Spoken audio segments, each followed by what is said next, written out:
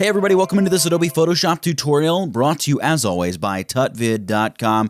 We're going to take a look at some of my favorite tips and tricks for cutting out people, in fact, cutting out any object, making complex selections, you name it, here in Photoshop with Select and Mask among the other selection tools that we have available to us. You're going to love it. You're going to learn so much. I think you're really going to enjoy it. And if you do enjoy the video, make sure you subscribe to this channel so you never miss any future tutorials. I would really love it if you'd sign up and subscribe and hit the little bell icon to turn on notifications because subscriptions don't mean much these days in YouTube, and the bell notification will ensure that you do in fact get the video. So without further ado, let's jump into Photoshop and check this thing out right now. Okay, here we are in Photoshop, and the goal would be to select one of these women off of this backdrop. I'm going to take the woman here on the left. What I would do is create a basic selection around her. My typical tool of choice would be the quick selection brush. So with this, I would go in and just quickly paint a selection over her, add and subtract all the bits that I do or don't want, and then we'll move on to the next step. There we go. Just like that, we have this nice selection around her. Well, it's okay. It's not super duper nice. It's just okay.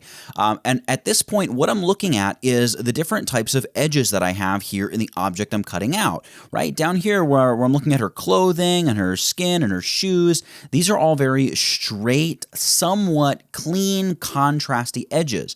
Whereas up here with her hair, well, that's another ball of wax, right? That's all got the messy, frizzy, frilly edges that are kind of all over the place. So we're going to divide up our selection making process into several passes, and we're going to sort of double pass with Select and Mask to get a really great selection. So I want to focus here on her head and the hair first. So with this selection, I'm going to go Select and choose Select and Mask. Now here in Select and Mask, I'm going to ignore the body. I don't even care what's going on down there. This is my focus up here. Now I am going to work with the Refine Edge brush tool right here, this guy, and I'm going to make sure the brush is relatively large, all right? And you can up and downsize your brush by using the square bracket keys. I'm going to go with something that's about right about that big. That feels right for this image. And once I have that, I'm just going to begin painting over her hair and trying to knock out as much of the purpley stuff as possible. There we go. You can see we've done a lot there. I'll probably make my brush a little bit smaller here as I come across the very top part of her hair right up there. Great. Make the brush a little bit larger as I come around the backside and tuck in by her neck. There we go. We have cleaned up and selected the bits of hair that we want.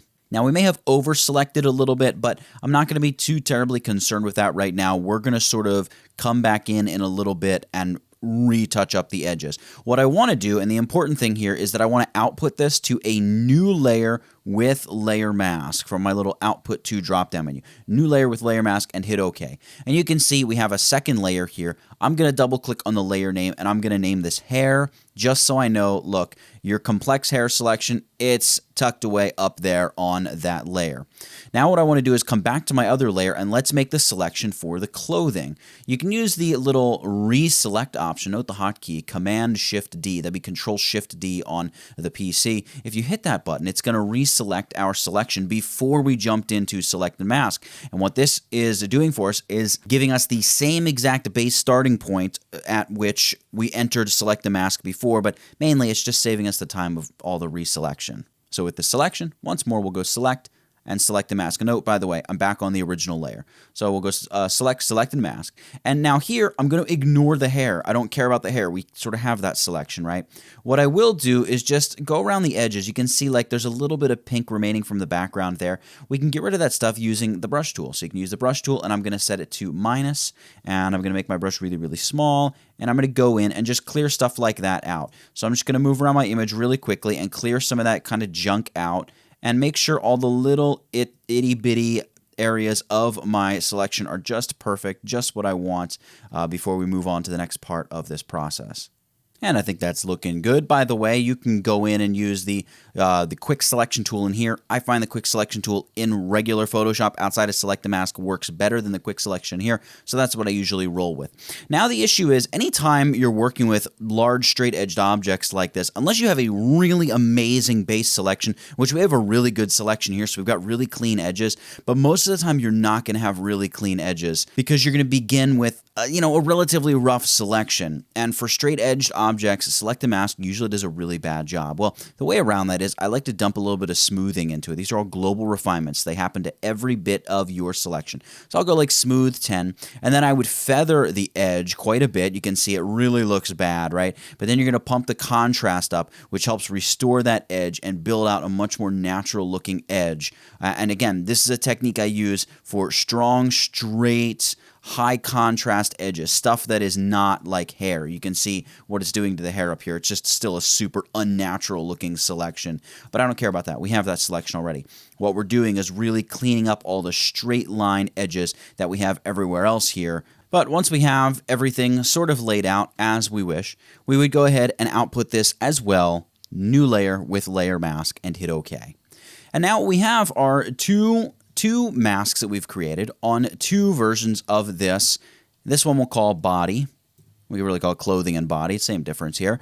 But we've got the body selection and the hair selection. So with these two layers, what I'll do is I'm going to select them both, and I'm going to drag them over to a new image just so we can see them over a background that's not that original purple background. This obviously doesn't work because of context and perspective and she's floating in midair for starters.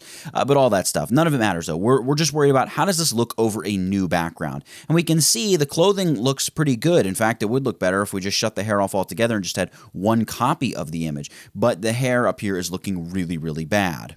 But that's fine because, of course, this is the mask for the body layer. Let's shut the body off and look at the hair layer. The hair layer actually looks pretty good. There's some haloing going on. There's some bits of her hair that look like they're missing. So here's what you want to do for really difficult selections like this. And this, again, is why it's so valuable to have this up on its own layer. Select the mask for the hair layer, right? And this is great to do once you have your model or your object in place because you look at it, you see it in context with the colors that are behind it, everything like that. What I want to do is I want to grab my brush tool, and I'm going to set the brush tool blend mode to soft light. And I'm going to reduce the opacity down around 50% or so. And I can paint with either black as my foreground color. Black is going to make some of this like fringing go away a little bit. And using my brush set to soft light just does a beautiful job of preserving all the other details. Or I can paint with white, which is going to help thicken up some of the hair that's looking a little thin. But you can see as I come close to the edges, I bring back a lot of that sort of white, very light pinkish, purplish background coloriness. So maybe I'll go back to black here and I'll say, you know what, I want to darken and move some of that away. The point is, we want to be very subtle here with this step. We just want to do very minor cleanup. This still is not the final result. We just want to make it look, a little bit better. We want to make sure we select this mask, and then we're going to open up the Properties panel. By the way, you can go Window and just choose Properties, and we can hit the Select and Mask again and enter Select and Mask for this layer mask again. Again, here's an important tip. I have the other layer shut off, so we only want to be working on our hair mask. I'm going to go Select and Mask. And here in this, I'm not going to mess with anything other than decontaminate colors. But not only that, I'm going to make sure my view is set to On Layers. On Layers is showing me exactly what's happening with the sort of backdrop not being something like solid black or solid white or the red ruby overlay, but instead just in the context of the project that we're looking at on those layers that are actually there. Let's tick on decontaminate colors, and you can see, whoa, that did a lot. There's still some flat, weird looking stuff. So let's try toning decontaminate colors back a little bit. Maybe we'll push it back to 50, somewhere around there, and keep pushing it back until you are just getting rid of that haloing, but not pumping in all sorts of unnecessary edge, light, and color. See there, we're not quite doing enough to get rid of some of that haloing. So maybe I'll push it up around 35, 40, and I'm going to output this again to a new layer with layer mask. I'm going to hit OK. And this now I would call something like hair decon or something like that for decontaminate. And then we have the hair. And if we zoom out now, you can see all that weird haloing is gone. Problem is, all of the body selection is not as good as it should be. So what we would do is we would get rid of all the body stuff. And I do this with a simple poly lasso tool. So I'll just make a little lasso cut here across her chest and a loop down around her entire body. Voila. And select the layer mask for the hair decontamination layer. And I'm just going to fill this with black. So let's go Edit, let's go Fill, and let's choose Fill with Black and hit OK. and all of that disappears. Well, that's great. We've got our hair. Now we need to turn on the body layer. By the way, we can just get rid of this other hair mask layer unless you want to save it. Nothing wrong with that. And then for the body selection, we obviously want to save the body selection, but not the hair, because the hair looks awful.